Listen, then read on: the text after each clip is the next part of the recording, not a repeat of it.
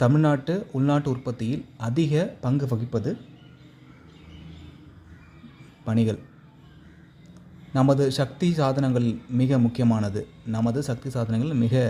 முக்கியமானது நிலக்கரி. தமிழ்நாட்டில் காகித தொழிற்சாலைகளுக்கு புகழ்பெற்ற இடம்.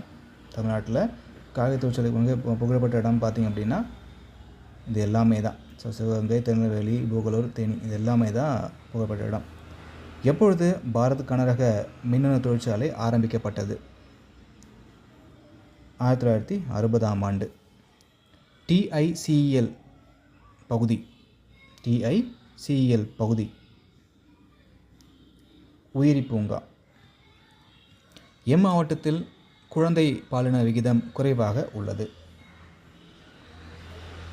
அரியலூர்.